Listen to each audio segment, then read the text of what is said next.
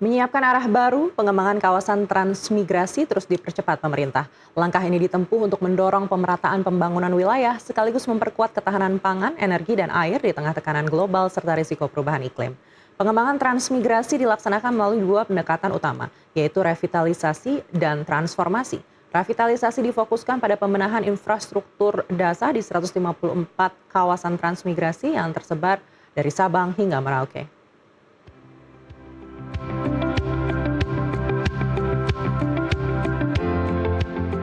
Dalam Town Hall Meeting Transformasi Transmigrasi tahun 2026 yang digelar di kantor Menko Infra Tamrin, Jakarta Pusat, Kamis siang, Menteri Koordinator Bidang Infrastruktur dan Pembangunan Kewilayahan, Agus Harimurti Yudhoyono menekankan revitalisasi wilayah tujuan dan transformasi sumber daya manusia menjadi kunci dari program transmigrasi.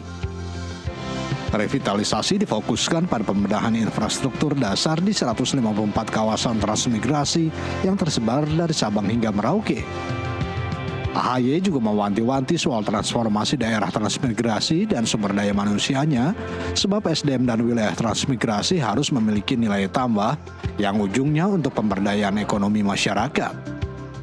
Atas dasar itu, AHY menyoroti intervensi akademisi untuk mengidentifikasi potensi lokal dan SDM di wilayah transmigrasi, di mana dari penelitian yang ada, pengembangan potensi bisa dimaksimalkan.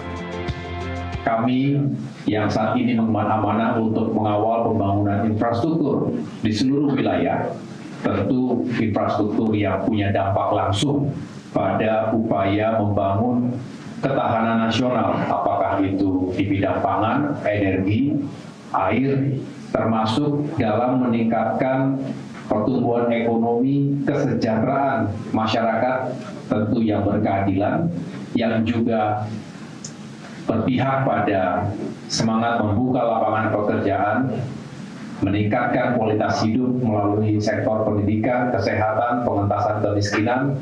Juga yang tidak terlupakan adalah bagaimana kita bisa menjaga dan melindungi bumi dan lingkungan hidup kita dari potensi bencana alam. Jadi sebetulnya sesuai dengan amanat Bapak Presiden, tekanannya pertumbuhan ekonomi itu bukan sekedar angka-angka. Kami selalu memberikan contoh misalkan Maluku Utara, sekarang pertumbuhan ekonomi itu 32%. Cukup fantastis, bahkan 4 kali lipat dari target nasional.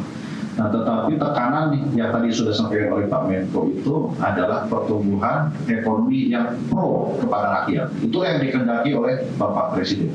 Maka bagaimana pertumbuhan yang pro rakyat, pertumbuhan ekonomi yang pro rakyat, itu tentu saja pertumbuhan ekonomi yang membuka lebih banyak lapangan kerja untuk masyarakat lokal.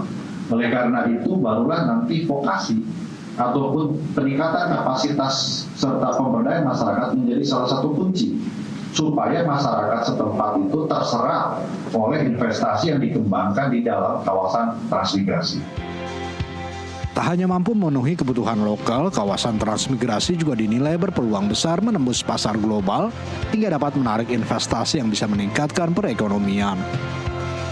Dari Jakarta, Muhammad Ridwan, jurnalis NTV melaporkan.